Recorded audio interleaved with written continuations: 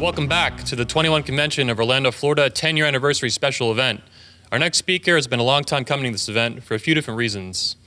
Personal, professional, all kinds of interesting things. He's also the first black speaker we've ever had at the event. He's also the best-selling author of Mode 1, which you can get on Amazon.com, and he's also known as the godfather of verbally direct game. Without further ado, please help me welcome Alan Roger Currie to the stage. Welcome. Thanks, sir. Kick some ass.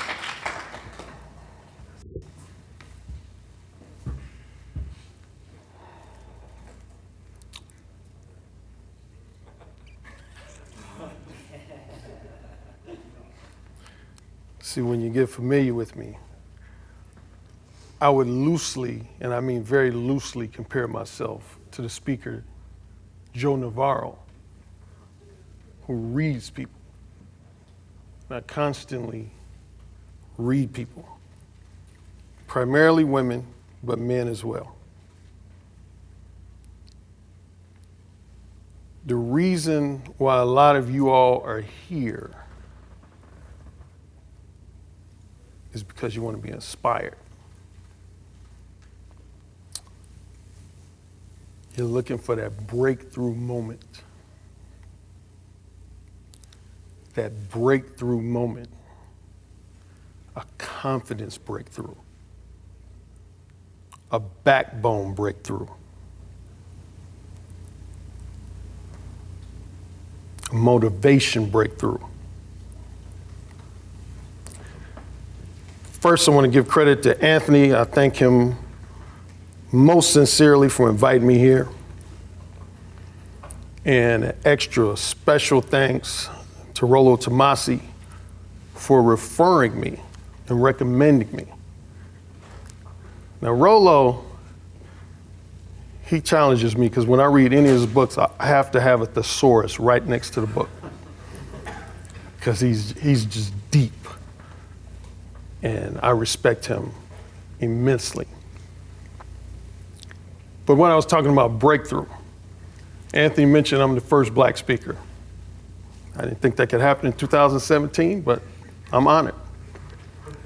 My last full-time job, 9-to-5 job before I became a dating coach full-time, was working at a university with young brothers from the inner city. And a lot of them were the first in their family to ever attend college. I had this one young brother. He loved to skip class. He wasn't doing his homework. So I had him come to my office. I was talking to him. And as I just looked at you guys, I just looked at him. I said, "What's going on?" He came out with a whole bunch of excuses. One of them, the proverbial, "Well, Mr. Currie, you're an older black man, you know, the white man is trying to keep us down." I said, "Is there any white male singer that you love?" He said, "Justin Timberlake. I love Justin Timberlake." I said, "So, when you were trying to get out of bed the other morning, Justin Timberlake was keeping you in the bed." He laughed like you guys are. He said, "No, Mr. Currie, you tripping, man." I said, No, seriously. When you were supposed to be at that 8:30 class, Justin Timberlake was outside of your house going, "No, you can't go to class. No." "No, Mr. Currie." I said, "You can choose to go through the rest of your life making excuses. Society will give women a pass for that. Society will give children and teenagers a pass for that. But when you are a fucking man, you don't get a pass to make excuses." I said, "You become accountable for your life. Become accountable right now, right this moment." And he got real serious. Because he had this look like, I thought you were going to be on my side. I thought you were going to co-sign with my excuses. I said, I'm not going to coddle you. I'm going to challenge you to become a man right now. I said, here's what I want you to do. I want you to get a journal. I want you to think about everybody who doubted you, underestimated you, said you're not going to be shit. And you use that as a powerful form of motivation every single day from this point forward. And when you have those breakthroughs, I want you to go like this. That represents vindication. I said, say it with me.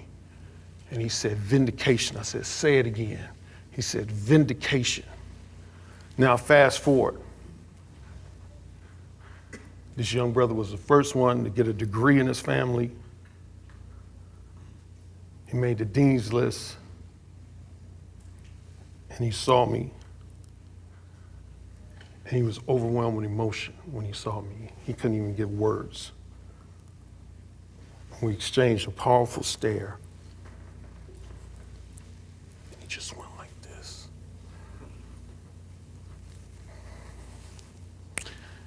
He became a man.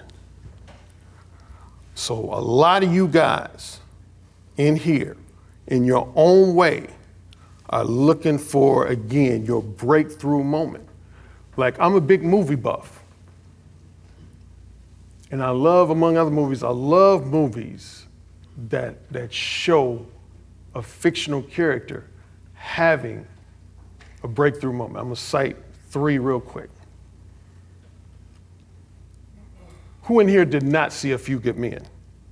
Did not see it? Okay, I apologize, I'm gonna give you a spoiler for it.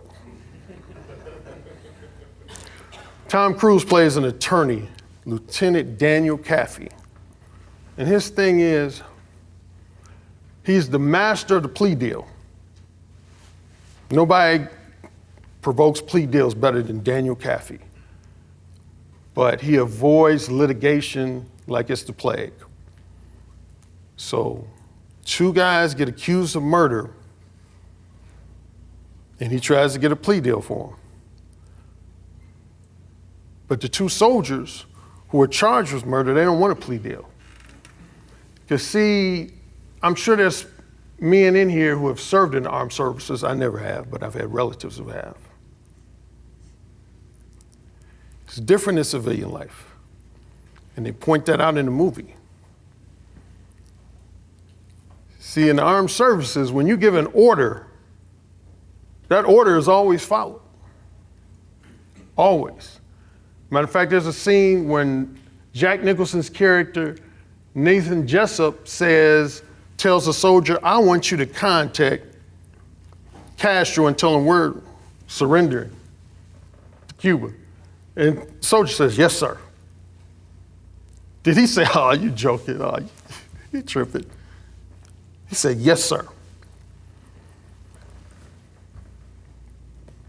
So here was the interesting thing. Jack Nicholson's character, Tom Cruise feels like Jack Nicholson's character gave an order for what's known as a code red, a form of hazing to get the soldier in line. Why is it challenging in Lieutenant Daniel Kaffee's situation? Because unlike, again, civilian life, if I tell somebody in this room, hey, go shoot JoJo, and they go shoot him, I'm not going to jail, I'm not going to prison. Because I could easily say, Alan, you're talking crazy. But again, in the armed services, when you give an order, that order is to always be followed. So Jack Nicholson's character had told someone, one of his subordinates, to order the code red. So Tom Cruise had to find a way to get Colonel Jessup, Jack Nicholson's character, to confess that. And I really related to his situation because it was a challenge, particularly towards the end, and this is where I give the spoiler. Demi Moore puts him in the toughest position. She basically says, I want you to achieve this objective. I want you to, because then we win the case. But I gotta let you know, by the way, if you don't, your whole life is fucked. Because if you try to get him to confess that he ordered the code red and you fail, then not only will you be disbarred, you will be court-martialed. And Tom Cruise looks like, well, fuck. And I related to him in that movie again, even though I've never served in armed services, just that predicament, like, damn, I gotta go after this objective, but if I fail, my whole life is essentially over. So it's a key moment. There's a lot of great scenes in this movie. But what I call his breakthrough is he calls Colonel Jessup to the stand and he starts asking him all these questions that is somewhat related. But the judge doesn't feel like his questions are going anywhere. So he says, Lieutenant Caffey, do you have any more questions for this witness? And he just stands because he's thinking about that predicament. And he looks at his colleague. And his colleague gives him a subtle shake of the head like, no, don't do this. He looks at Demi Moore. She kind of has a look like. Jessup says, do you have any more questions for me, Daddy? I mean, clothing and footlockers. Surely this is not what you brought me on the stand to answer. Do you have any more questions for me? And he's just standing there because he's thinking about that predicament. So Jessup gets up and walks. And then he says, Tom Cruise develops a pair of these and his backbone strengthens. And he says, I didn't dismiss you. And Colonel Jessup was like, excuse me? I didn't dismiss you. Sit down. And I was like, because within the world of that fictional character, that was his breakthrough moment. He manned up. And at the end of that movie, if you watched it, did you notice the look that Demi Moore gives him? Anybody notice that look? What look did she give him? Like, you became a fucking man today. George McFly, Back to the Future. Think about it, George McFly, man. I mean, you guys are laughing. Let me take a swig.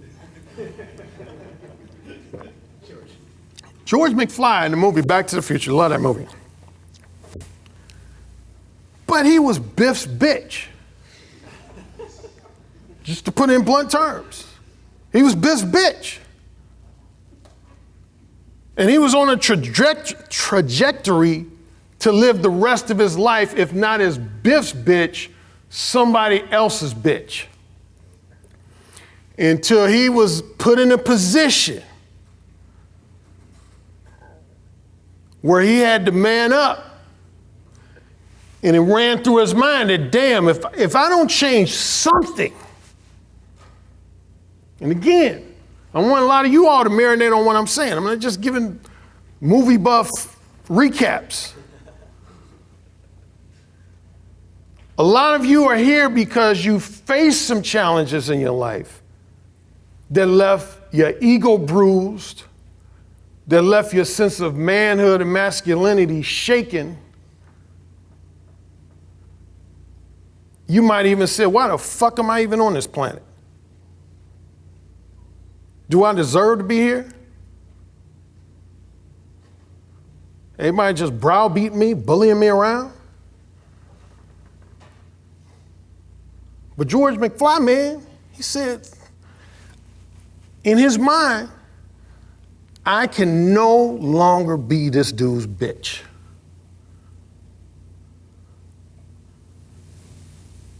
And he swung and knocked him out. And when they go back to present day, you see his whole life is different. Because he had a breakthrough. He had a breakthrough. So I'm saying that to say that everybody here is looking for that breakthrough. Somebody, it might not be something I say, it might be something one of the earlier speakers have said already, or somebody who comes behind me, but hopefully you will go home and you will think about what I told my former mentee. You will think about all the people who doubted you,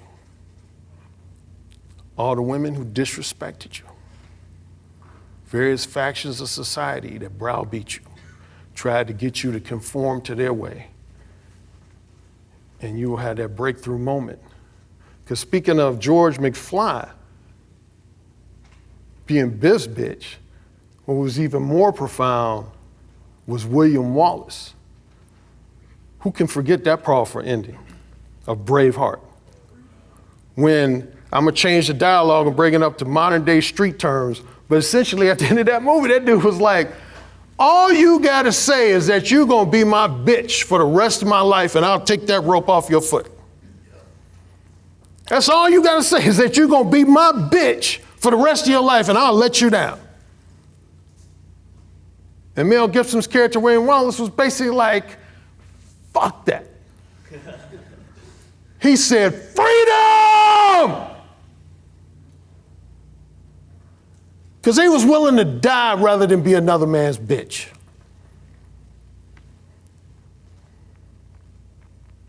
Because if you choose to live that life where you're going to be just punked for the rest of your life, that's when you become beta. I'll send you your beta mail card in the mail and you can, put it on the wall or something. I'm a proud beta. I let everybody in life punk me, whether it's my wife, girlfriend, my mother, people at work. I just let them punk me.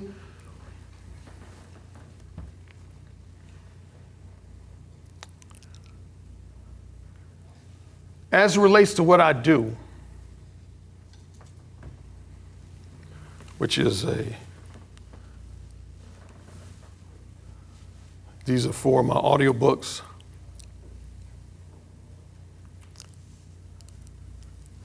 That's my updated, I have an updated version of my most well-known book, Mode 1. Dating coach. I know a lot of people here are married or in relationships, but that's my primary demographic. And I'm also BDSM and polyamory consultant. You guys like that?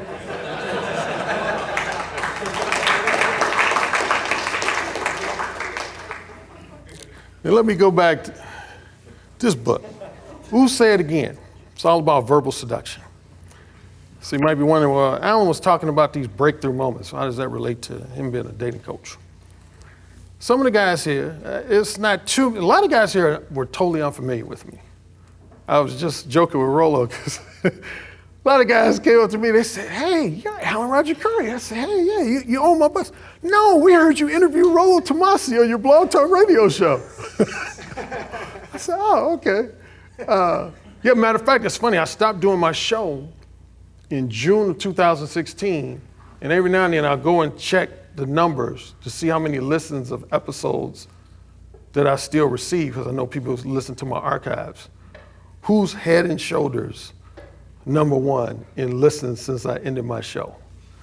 That guy right there, Rollo Tomasi. But who said again, in part 2, I have 6 what I call verbal seduction stories. The first one is the biggest one. I would call this my breakthrough moment. I was about 20. I had 2 close friends that had set up a double date. And the day before the double date, one of the women's younger cousins came in town unexpectedly. So she wanted to hang with the girl. So initially the one woman said, we're gonna have to cancel because my younger cousin. And my friend said, well, how old is your young cousin? Thinking it might be a little girl. She said, oh no, she's 19. I said, oh, well, we can find somebody for her and to keep her company, we'll make it a triple date. So my close friend calls me and said, Alan, we need you to be a wingman. Take one for the team. Here was the kicker. He said, you ain't gonna get no pussy. You ain't gonna get no pussy tonight. We are, but you're not.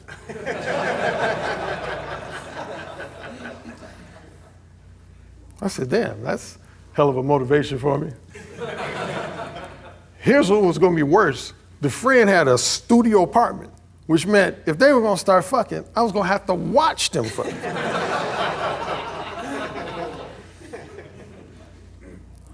So he said, you're gonna be here just to take one for the team, but I said, okay, I'll come through.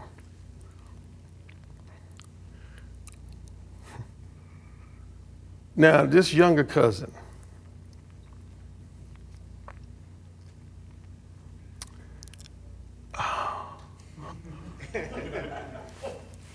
there's some brothers in here, so they're gonna be able to relate to what I say, and even some non-black guys if they've dealt with black women. Just like with any race, you got your different classes. Now, black women that are solidly middle class, they tend to have a high degree of femininity to them. This particular woman, I would almost call her 2/3 middle class sensibilities and 1/3 from the streets sensibilities. And sisters from the streets, at the risk of generalizing, they're always gonna try to challenge your manhood. Like, gross understatement, gonna try to challenge your manhood. So the first hour of this date, every little subtle advance I tried to make to this woman, she talked to me like I was a bitch. Get your hands off me. What are you doing? What do you think I am, a slut or whore? I ain't no two-bit slut. I don't know what you're doing. I don't know what kind of women you used to dealing with. You ain't gonna get no kiss from me. Shoot, I'm just here. I don't know what they told you, but I don't know what's going on.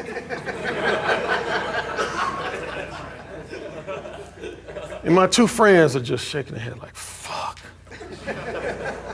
Who is this bitch? So their dates are just being, just very sweet. My date, she's just being just a bitch from hell. And so at one point, one of my friends just looks at me like, man, y'all need to go out the room or something. You're killing the vibe here, man. We ain't gonna get no pussy with this chick acting like this. So I get up. And again, this is chronicled in Verbal Seduction Story #1, and who said again. But I get up and just walk out. I walk out the apartment building, I'm just walking, I'm mumbling under my breath like, this fucking bitch. Fuck. I mean, she just took my backbone in that room and just got an axe and just start slicing it. Just destroying it, just emasculate me on the spot. So unbeknownst to me, she's behind me. She comes out and it turns out she followed me. And she starts taunting me. Oh, what the matter? You pound, oh, poor baby.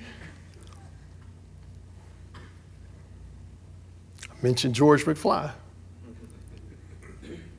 In the book, y'all laugh, but in the book, I literally do. I call this my George McFly moment. And it's the reason I'm standing on stage right now. Now, up to this point, my mother had always conditioned me to be the nice guy, be polite, never say anything that will rattle a woman, ruffle feathers, come across as crass, disrespectful, rude. And I adhere to that social programming. Two words I will plug a lot, I always do.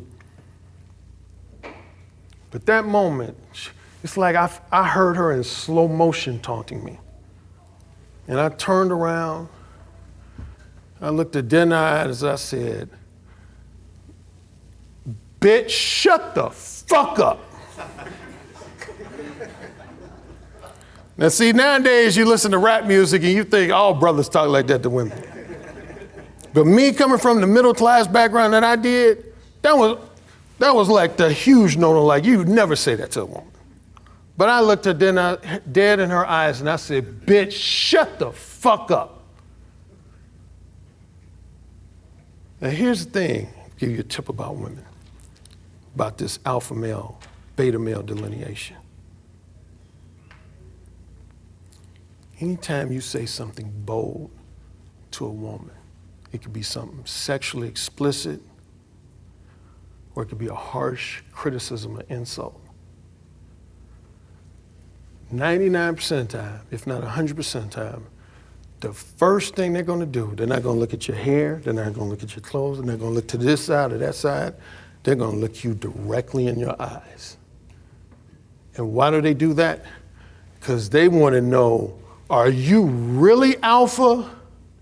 Or did you read some PUA book and you're trying to pretend that you're alpha?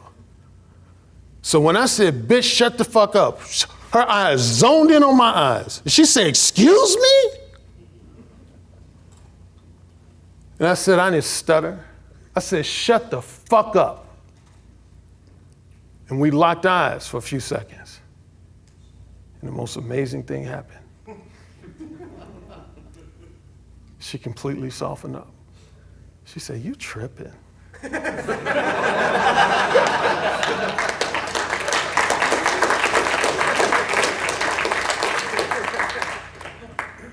I don't know what got into you since you was upstairs, but you tripping.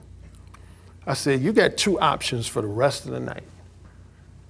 Option A, you gonna suck my dick like you owe me money.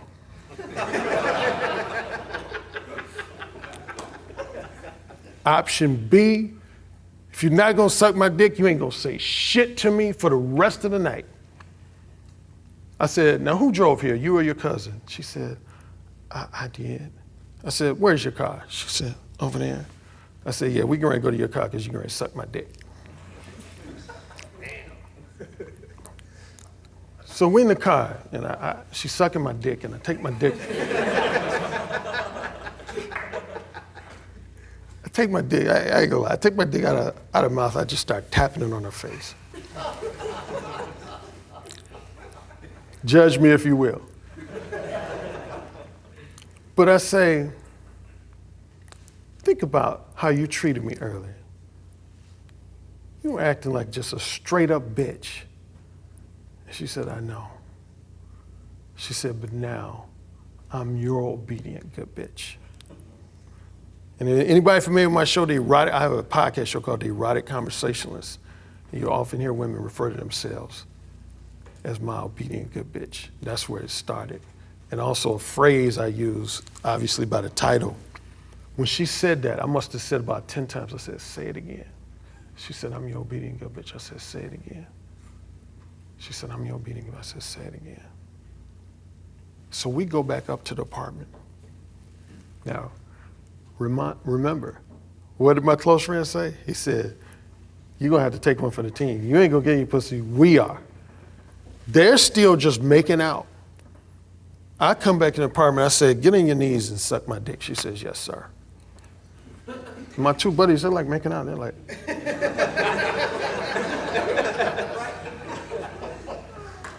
she sucks my dick for a while. I said, now get on all fours. I'm going to fuck you, doggy. So she says, yes, sir. And they're like, what? So we end up fucking.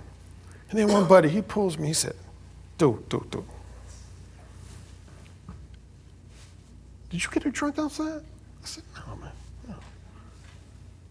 Did you? I said, no, man. Here's the most interesting question. He said,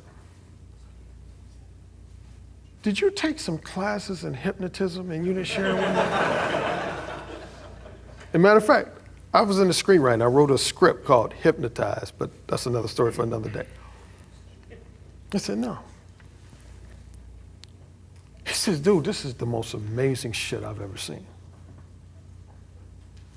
When you two went in here the first time, dude, this woman was the fucking bitch from hell, dude.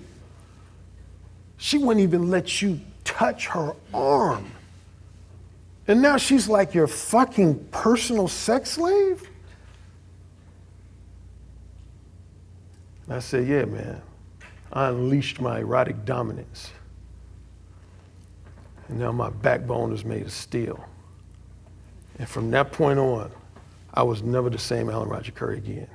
So when I hear young men, and particularly young brothers, talking about, oh man, I can't deal with these sisters. They got all this attitude, man. They talk all loud. I'm like, your backbone ain't strong enough.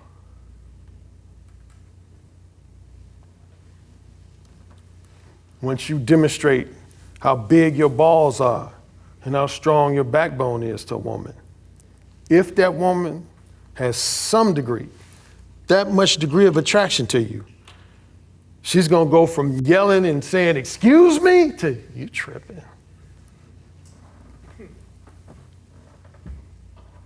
Mode 1 was my first book. Possibility of sex. Now, you notice Anthony introduced me as the godfather of verbally direct game. Now, for those who are familiar with the PUA community, you can almost argue that there's been two factions, what's known as the direct versus the indirect. In simple terms, direct is when you want to fuck a woman and you essentially let her know you want to fuck her. Not rocket science. Indirect, you want to fuck a woman, but you're going to go to one degree or another in a beat around the bush way. God, that's a nice dress you got on. I want to fuck you. God, who does your hair? I want to fuck you. Wow. Do you come to this restaurant often? I want to fuck you. Oh, yeah. So where'd you go to school? I want to fuck you. That's all indirect. So indirect guys, honestly, they've attacked me over the years, over the 10 years I've been a dating coach. Oh, the worst thing you can do is verbally tell a woman straight up that you want to fuck her. You'll kill the sexual tension. And besides, it's unnecessary because women know you want to fuck them. Duh. They know already. Anybody in here see me speak in London? No. I spoke in London in 2010. It was a critical moment. There's another direct dating coach by the name of David X. He was on stage and I ended up joining him. And there was these two women on stage. And there came a time during this stretch where actually my credibility was on the line for a few moments. Because similar to these criticisms from these indirect guys, this woman on stage said, no man needs to verbalize his sexual intentions to me because as women, we already know you want to fuck us. We already know you do. So there's no point of you telling us verbally and straightforwardly that you want to have sex with us. And probably 3/4 of the guys in the audience in that auditorium looked at me, because I looked at the audience, and they looked at me like, Alan, I think she might be right. Matter of fact, I don't even know why you're here now, because that's a good point. Your whole Mode 1 thing is about being verbally direct. Why do you need to be verbally direct if she said that guys don't need to be? I just look back at the audience like, I'll be vindicated before I get off this stage. I knew it was coming. I knew it was coming. Sure enough, she talks.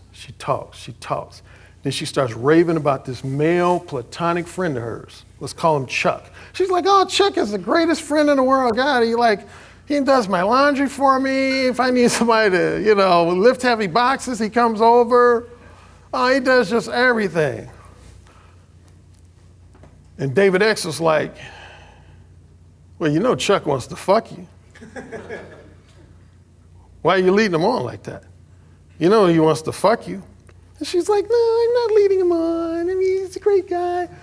David X was like, I love David X. But he said, he wants to fuck you. And she was like, well, he never said anything.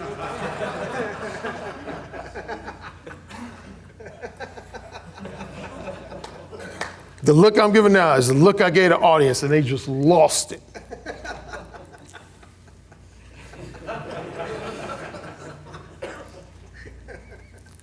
The reason you let a woman know you want to fuck her, or you don't even have to use the F word, you can use PG-13 language, is not so much because she doesn't know. It's because, and this relates more to this book than even Mode 1, The Possibility of Sex, you want to let a woman know that you're not going to allow her to waste your motherfucking time. There's a clip from a movie I love by the director I love, Michael Mann. It's called Heat with Al Pacino and Robert De Niro. And there's a brief scene in there where Al Pacino visits one of his confidential informants. And he thought this confidential informant was going to have some valuable information, and he didn't. And he just says a simple line, but I used to play it all the time on my blog talk radio show. He says, Albert, today, you wasted my motherfucking time. Don't waste my motherfucking time. Women, if you allow them to, will waste your motherfucking time. And your time and money. And that's why this book is called The Possibility of Sex, because how are they able to waste your time so well? Because they know that you in your mind are saying, I know I have the possibility of fucking you. So I'm gonna take you out to 5 dinners. I'm gonna help you lift heavy boxes. I'm engaging 20 hours of bullshit, trivial conversation with you. Women love to be flattered. They love to be entertained. They love that empathetic listening ear. I had a guy who I've known from high school days. He's here in Orlando. We went out to dinner. And he was admitting to me, he said, Alan, even though I know this is the book that gets the most juice, he said, this book helped me. And this is when I attracted a lot of what I would call the red pill crowd, was this book and this book. But he said, man, I was every woman's just good friend. And he said, you talked about the empathetic listening ear guy, that archetype. You never want to be this guy. The guy who, you get that call, she's like, Fred, can you come over? And you're like, what's wrong? You know, that asshole Leon, he did it again. And you're like, okay, I'll be over. And then you come over, she's like, yeah, Leon, like, I like always tell him like when he's fucking me not to slap my ass real hard, and he did it again. And like, I always tell him, don't come in my mouth, but he comes in my mouth all the time. And you sitting there like, yeah, he's an asshole. He's a fucking dick. See, if I was like your boyfriend, I would treat you like a queen, and I would treat you like a princess, and I would never slap your ass or like come in your mouth without your permission, of course. I mean, I would never do none of that stuff. See, that's why I love you, friend, because you're such a good friend. You're like a teddy bear that talks. And that's what my friend said he was to all his friends. He said, man, they would just tell me all these stories about them getting fucked by other guys. And I said, what did you realize? He said, that they were fucking her and I wasn't.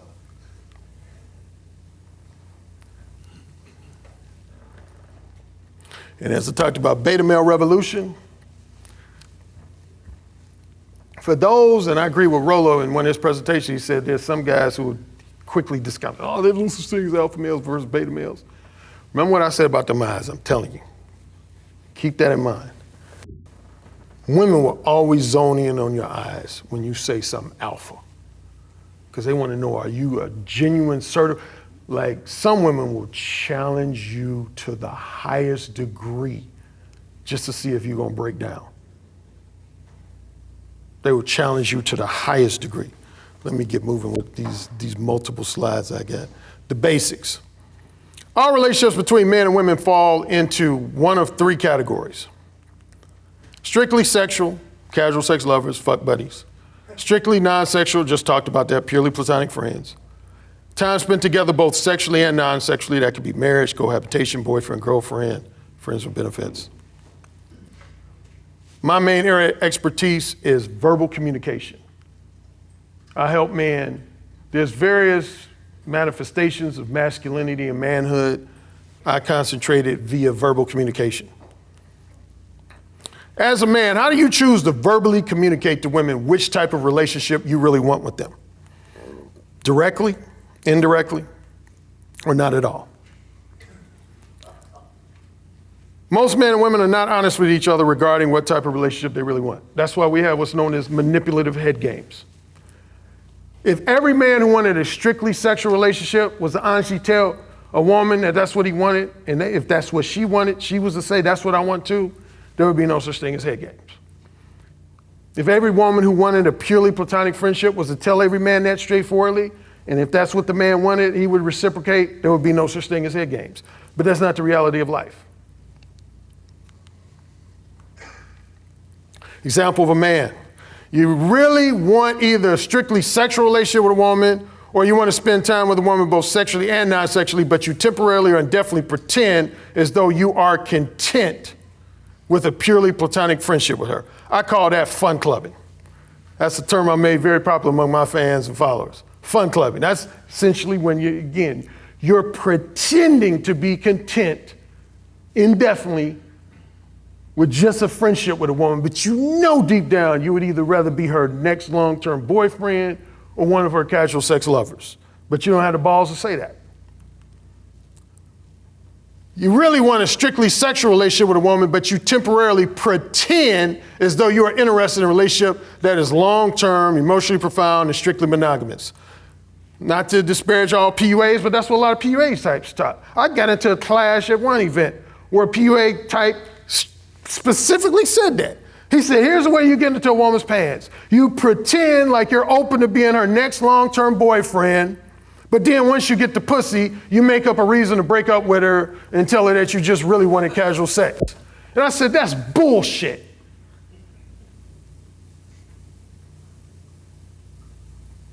An event organizer was like, Alan, you're rocking the boat, man. You're rocking the boat, man. You can't have this. I said, that's bullshit.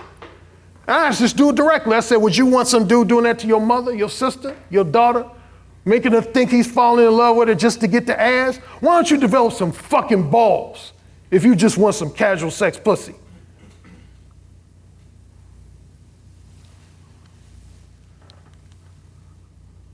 That's what those guys are known as. Women call them pigs, dogs, lying assholes, game playing jerks. 4 archetypes of women. Once you communicate to a woman what your desires and interests are, they're going to generally fall, at least according to me, in one of these 4 categories. The first 2 are pretty straightforward. Reciprocator. You let a woman know you're attracted to her and you want to connect with her romantically or strictly sexually. And she says, I'm down. I'm attracted to you. I'm down. Rejector. Don't need any other further explanation than that. The 2 trickier types, and I've alluded to them already. Wholesome pretenders and erotic hypocrites. This is just a more challenging and antagonistic version of this. These are the women, you heard me mention social programming. See, from the time women are young, they talk about mommy and daddy, whoever else is influential in their life. You need to be a good girl. You need to present yourself as an innocent, wholesome, good girl. That's the only way you're going to attract a husband, if you present yourself as a good girl. So that becomes the angel on that right shoulder. The good girl social programming. But a guy like me comes along and says, you know what? I want to get your pussy wet. I want to slide my dick all in your pussy and make you come. Hear you moan all over my dick. She says, oh my God, I'm not that kind of girl. I'm a good girl. How dare you talk to me like, talking about putting your dick all in my pussy like that? Fucking me like that. That's filling your balls on my ass. How dare you talk to me like that? See, that's when that little devil emerges. It says, shoot, I like the way he's talking. Let's go ahead and give him some pussy. Right, angel on the right shoulder. No. You're a good girl. Remember what your mommy and daddy told you. You're a good girl. Wholesome pretenders, they give you at least token resistance. No, I'm not the type of girl. No. Erotic hypocrites are going to be similar to that woman on that triple date. They're going to come at you real hard. You jerk. You creep. What do I look like? I don't sleep with guys that are just me. What do you think? What's wrong with you? I'm a respectable woman with a 6-figure salary. Are you crazy to think I'm just going to have random sex with you? Let's go back to the rejecter. See, rejectors, if they're not interested, they just simply say, I'm not interested. They don't raise their voice. They don't get theatrical. They just say, I'm married, I'm engaged, I got a boyfriend. Or simply, I'm not interested. Blah, blah, blah, blah, blah, blah, blah, blah, blah, blah, blah, blah, blah. And see, this is when I first gained my reputation among close friends, because they would see me interacting with these types. And at first they would laugh. They'd be a few feet away, laugh like, man, Alan's crashing and burning. Look at this chick. She's cursing him the fuck out. Then they would see her soften up to the point where she's just like, you tripping. Why? They tried to challenge my backbone. And I didn't allow them to. Because what would always stay in my mind is, she's still talking to me. She insulted me to the highest degree, but she's still standing there talking to me. She ain't walked away.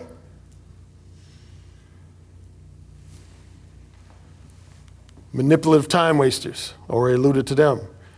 That relates to my book. Matter of fact, my book, Ooh Said Again, emphasizes these two archetypes. In my book, The Possibility of Sex, talks about these. These are the women that want you to think you get at least a chance of getting in their pants. And a lot of you guys fall for it and say, oh man, she's just a challenge. She's playing hard to get. No, she's not. She's never. These women in this category are never, ever, ever giving you the pussy. Ever. They just want, at minimum, you to invest time flattering them, entertaining them, or providing them with an empathetic listening ear. At maximum, if you got means, they want to get as many financial favors from you as possible until they get bored with you and dismiss you. Now, it's funny. I've even had some other dating coaches give me blowback on this. On my first 3 archetypes, like I'm going to call one out by name. She's from London, Kezia Noble. I was interviewing her on my Blog Talk Radio show. When I talked about reciprocators, she was like, yeah. Rejectors, she was, of course, like, yeah. When I talked about these, she was like, yeah. Got to this, she was like, no, Ellen, I disagree. She tried to say that manipulative time wasters were the same as these. I said, no. Women don't like to acknowledge that there's manipulative time wasters. Why? Bad. Make them look bad. Yeah, that too. Yeah, let the secret get out. Yeah, all valid. I was out in the nightlife just last night. And I told you I'm a people watcher, I read people. And all these women in these sexy outfits. Do you think that these women were going to these clubs looking for dick? Do you really? Do you think any woman in these hot, tight, short mini skirts were out there looking for dick? When a woman could just go on her Instagram or go through her Rolodex black book and find dick.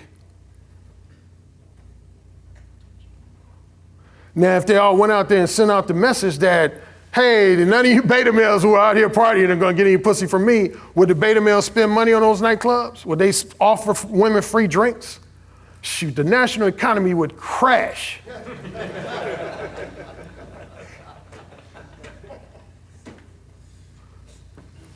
They take advantage of the possibility of sex. My 4 modes of verbal communication. Can everybody say mode 2? One more time. Mode 2 behavior. That's characterized by a verbal communication style that's cautious and indirect, pleasant and polite, flattering and entertaining, vague and ambiguous. Underlying attitude for mode 2 is, I want to do everything possible to get you to like me, and I want to do everything possible during my conversation with you to prevent you from criticizing me, insulting me, and prevent you from experiencing any sort of negative reaction to what I say or how I say it. Now, some guys will say, Alan, is it true that men who behave like the proverbial well-mannered nice guy have tremendous success with women?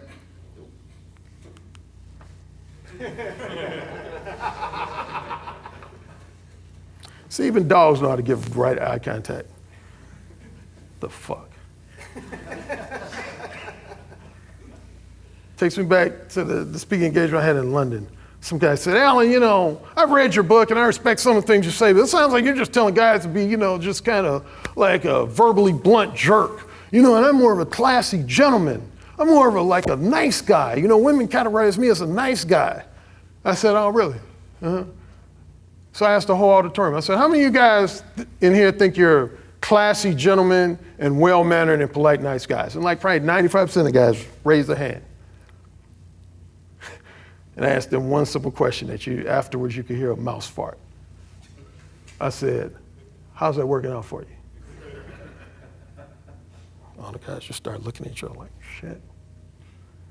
Because the reality is, if the nice guy thing was the ultimate key to success, why in the fuck are you in this auditorium listening to me?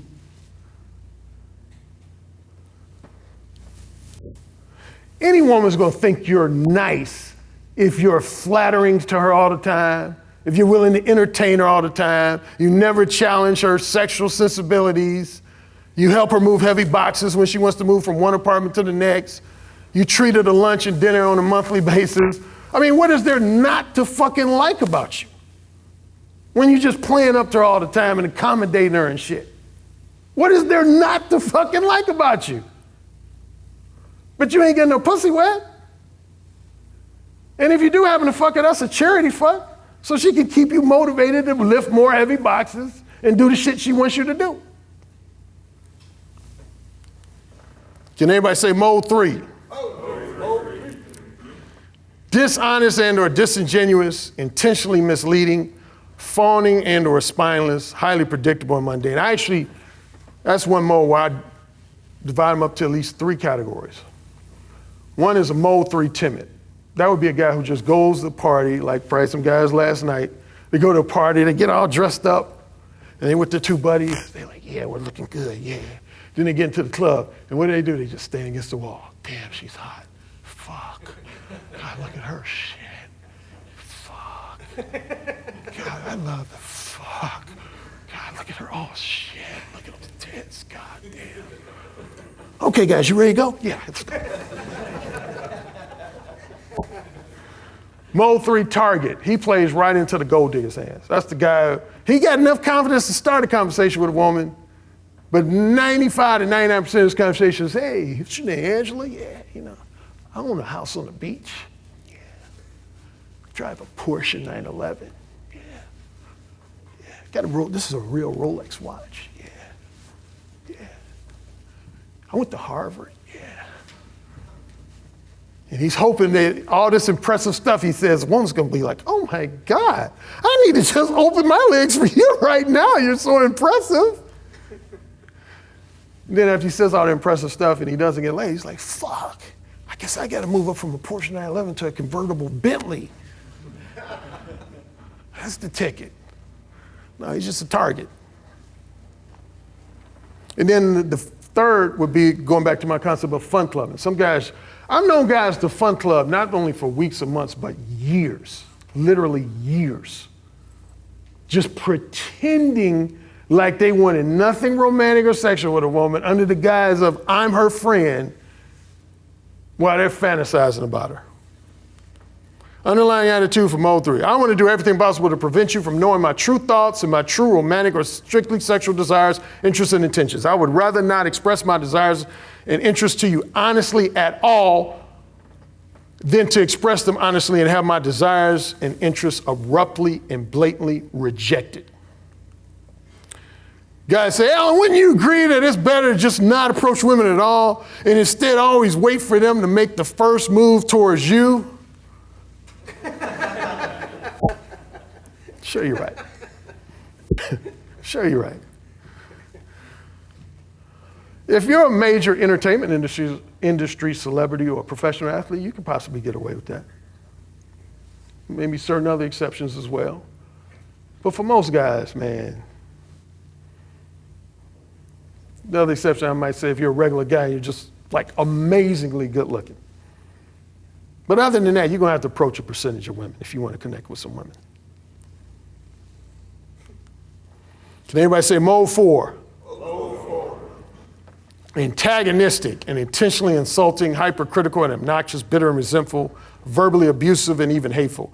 Typically, when you go into mode 4, you start off in mode 2 and or mode 3, and you get pissed because of how many times you've been rejected, how many times you've been ignored. So you develop this attitude like, man, all women are fucking bitches, man. Fuck them. Fuck them. They're bitches, man. They ain't shit. They're all no good scum of the earth. And if they even gain the confidence to approach a woman, they immediately have a negative attitude. Like, I know you're one of those no good bitches, but hey, you know. They don't even talk to women to really try to hook up with them. They just want to try to insult them, undermine their ego, their feelings. Underlying attitude, as I just mentioned. I've allowed a lot of you women to verbally abuse me, disrespect me. Key word, allowed. No woman can disrespect you unless you allow it. Remember that. To verbally abuse me, disrespect me, and mislead me and manipulate me in the past, or most of you women have rejected me or totally ignored me, so now I'm going to treat you women like the no good bitches that you are.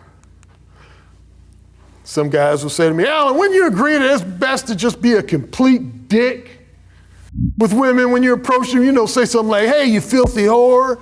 You want to lick my balls tonight, you no good bitch? Isn't that like Mo 1?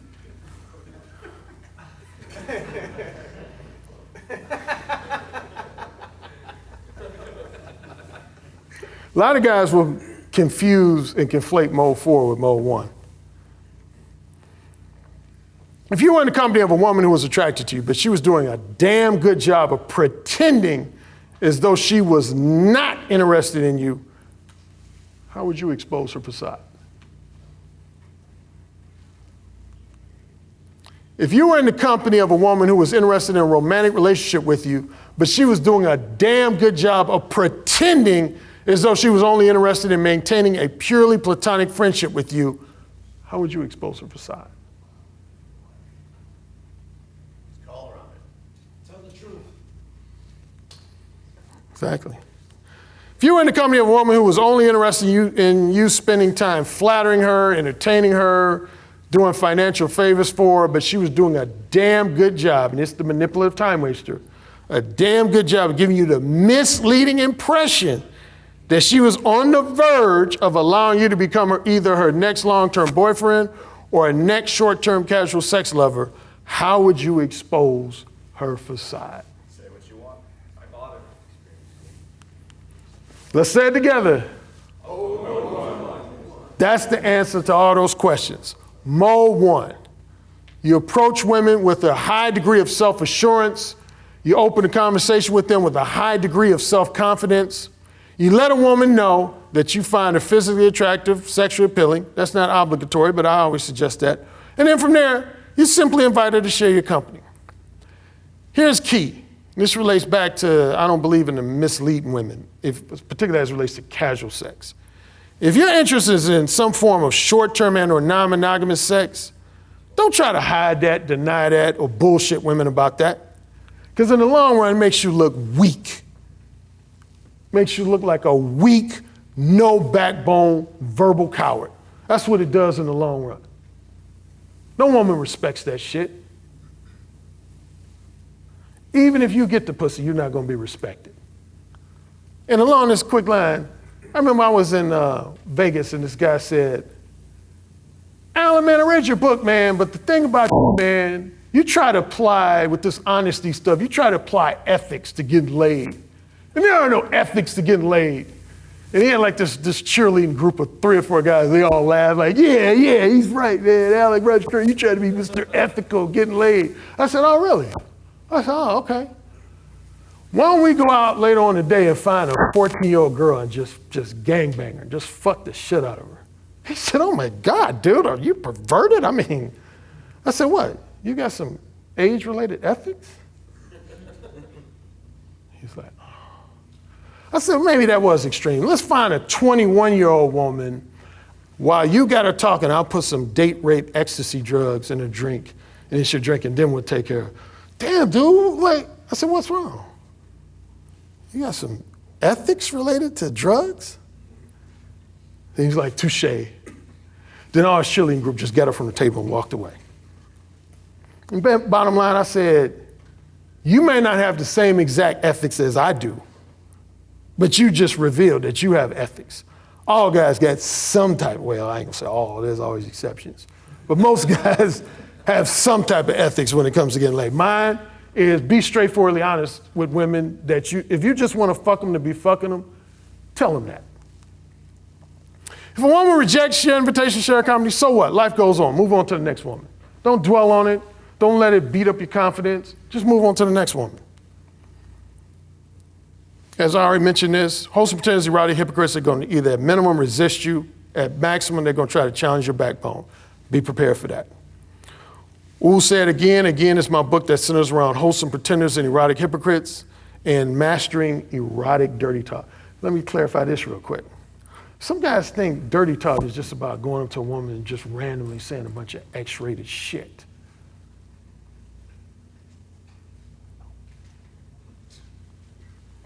Who can get a woman's pussy wet 100% of the time?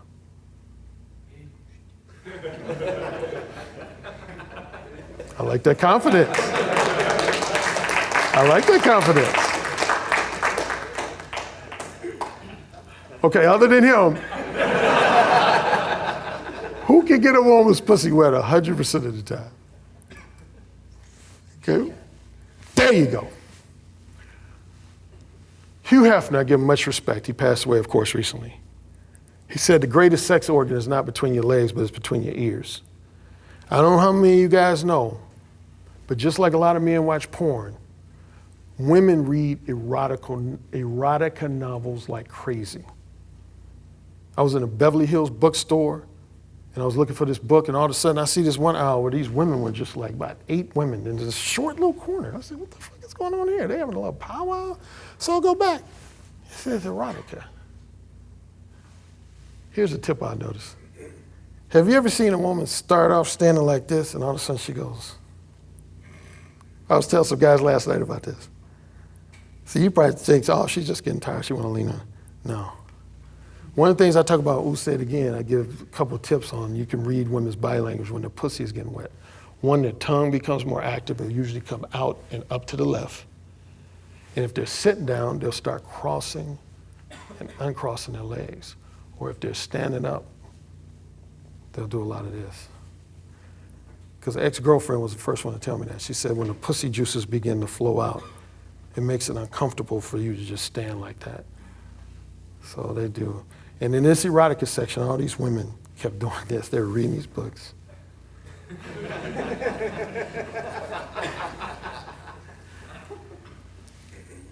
Nothing is more powerful than the thoughts and sexual visualizations that women create in their own mind. So my technique, you could say, when I talk dirty to women, is I just throw out suggestions to provoke their own mind to unleash certain thoughts and visualizations. Because a woman's mind always bats 100. Always bats 100. Manipulative time wasters are going to do everything possible to delay reciprocating your desires and interests, and even more so, they're going to do everything possible to postpone revealing to you that they really have no interest whatsoever in engaging in sexual activities with you. Do not allow these women to trick you into wasting valuable time and money. Half the reason I'm mode one, again, why I'm verbally direct, is not so much for the objective of getting laid, but to prevent women from wasting, the ones who are not interested, from wasting my fucking time and money. That's what the possibility of sex is about. Beta male revolution, I actually give Rollo a shout out in this book. This is kind of my brief version. I'm not a historian by any means or a sociologist, but I go back to pre-feminism days and bringing up the current society, mainly for my younger male readers. Because if you were born as a millennial, you might not understand why are things the dynamic the way it is. But in simple terms, pre-feminism, like I use my mother. My mother didn't even think about having premarital sex, and none of her 2 sisters did. And most women in that generation didn't, because she knew my grandfather would disown her. But then women said, These are our bodies. We want to do what we want to with them. We want to fuck who we want to fuck, whenever we want to fuck them. Society, reluctantly maybe, said okay. So they just start fucking like crazy, which is their right. If women want to fuck like crazy, they can fuck like crazy, but they got to be willing to deal with the repercussions and consequences of that behavior. And that's when the alpha-beta delineation became more pronounced. So there's certain guys that women would just fuck just for the enjoyment of fucking, but other guys, they would say, you got to provide me with something if you want to fuck me. Alpha fucks, beta bucks. Now, I'm not going to get long-winded on that, but a lot of guys who are red pill aware have both enjoyed that book, but it's left, that and the possibility of sex have left some guys traumatized, because if you're a guy who didn't realize the true nature of women, and then you're exposed to it, if only for a few days or a few weeks, it's gonna fuck you up. You know, like I got one story, the infamous grocery store story that a long time ago. I was like, Alan, wait a minute, you met a woman in a grocery store, and 10 minutes after you met her, she was on her knees in the grocery store sucking your dick. I'm like, yes. Man, what about the guy who's married to her now who thinks she was the good girl? You had this woman sucking your dick 10 minutes after you met her grocery store. I'm like, yes. Some guys find that just lightheartedly amusing. Other guys, that fucks them up. Because her mother told him that all women were little good girls. That's my website. I'm on Wikipedia, Patreon, LinkedIn, all the social media. It's been my pleasure. I apologize for going a little longer. Thank you so much. Thank you so much.